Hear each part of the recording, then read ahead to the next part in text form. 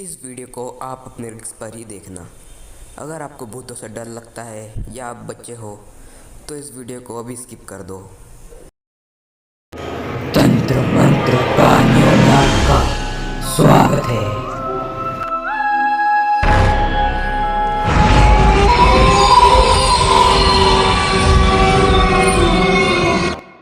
आज की यह घटना मैंने अपने बड़े भाई आशिक भाई से सुनी है।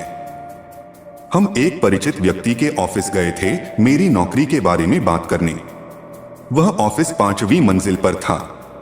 जब 5वीं मंजिल पर जाने की बारी आई, आशिक भाई बोले, आज तुम मेरे साथ हो इसलिए लिफ्ट से चलते हैं, नहीं तो मैं सीढ़ियों से ही जाता। मुझे अकेले लिफ्ट में चढ़ना बिल्कुल पसंद नहीं। मैंने कहा, मुझे भी नहीं, लिफ्ट में अजीब सा डर लगता है। आशिक भाई बोले, पहले ऐसा नहीं था, लेकिन एक घटना सुनने के बाद अब लिफ्ट से डर लगता है। और फिर उन्होंने अपने दोस्त जुबैर की एक घटना सुनाई। जुबैर एक मशहूर अस्पताल में वार्ड बॉय की नौकरी करता था।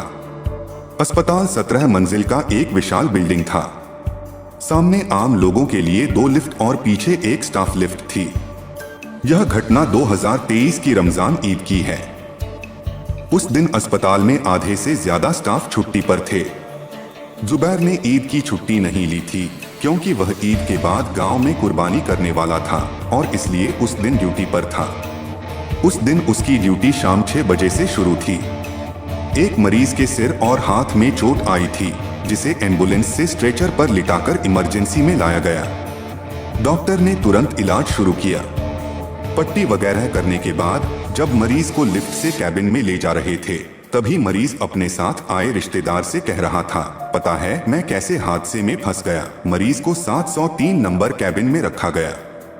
ये सब करते करते रात के 11 बज गए। जुबैर ने देखा कि मरीज की माँ और मामा बहुत ज्यादा रो रहे थे। मरीज की माँ तो बेहोश होने की हालत में थी। जुबैर को अजीब लग रहा था क्योंकि अभी आधा घंटा पहले जो व्यक्ति जिंदा था अब वह मर चुका था। जुबैर ने कैबिन में जाकर देखा, मरीज के चेहरे पर कपड़ा ढका हुआ था। उसने वहां की नर्स से पूछा, क्या हुआ? नर्स ने बताया, मरीज को अचानक उल्टी और झटके आने लगे और वह वहीं मर गया। फिर नर्स ने कहा कि अब आपको मरीज के रिश्तेदारों को बुलाकर लाश नीचे पहुंचानी है। जुबैर ने सोचा कि माहौल थोड़ा अजीब है, इसलिए वह अकेले ही स्टाफ लिफ्ट से लाश नीचे ले जाएगा। लिफ्ट 5वीं मंजिल से शुरू हुई। कुछ ही दूरी जाने के बाद अचानक लाश के चेहरे से कपड़ा अपने आप हट गया, जबकि लिफ्ट में कोई हवा नहीं थी और पंखा भी बंद था। जुबैर ने देखा कि मरीज की आंखें खुली हैं। उसने सोचा शायद सामान्य बात है और फिर से कपड़ा से चेहरा ढक दिया। थोड़ी देर बाद उसने देखा फिर से कपड़ा हट गया और आंखें फिर से खुली हुई थीं। अब उसे थोड़ा डर लगा। वह जल्दी नीचे जाने की कोशिश करता है, लेकिन लिफ्ट रुकती ही नहीं। अचानक वह देखता है कि लाश स्ट्रेचर पर उठकर बैठ गई है और फिर से चेहरा खुल गया है। वह बार बार लिफ्ट का दरवाजा खोलने का बटन दबाता है, लेकिन लिफ्ट बंद रहती है। उसी समय वह देखता है कि लाश अपने मुंह में दाहिने हाथ की 4 उंगलियां डालकर चबाने लगी है, सिर्फ अंगूठा बाहर था। अब जुबैर कुछ भी समझ नहीं पा रहा था। वह फिर नीचे जाने की कोशिश करता है, तभी लाश मुंह पर हाथ रखकर स्ट्रेचर पर गिर जाती है और अचानक लाश स्ट्रेचर से नीचे गिर जाती है। ऐसा लग रहा था जैसे किसी ने जबरदस्ती उसे फेंक दिया हो। गिरते ही मुंह में डाले हाथ बाहर आ गए और उंगलियां खून से सनी हुई थीं। जुबैर फिर से लिफ्ट नीचे ले जाने की कोशिश करता है। तभी उसे लिफ्ट की छत पर किसी भारी चीज के गिरने की आवाज सुनाई देती है और फिर वह देखता है कि लाश फिर से उठ रही है और उसके साथ बात करने की कोशिश कर रही है। लाश के मुंह से बोलते समय खून बह रहा था। जुबैर के घर पर एक छोटी बेटी है जिसे सोने से पहले कुरान की तिलावत सुननी होती है। वह अपने फोन पर कुरान की तिलावत पूरी आवाज में चला देता है। उसके बाद लिफ्ट नीचे जाना शुरू करती है।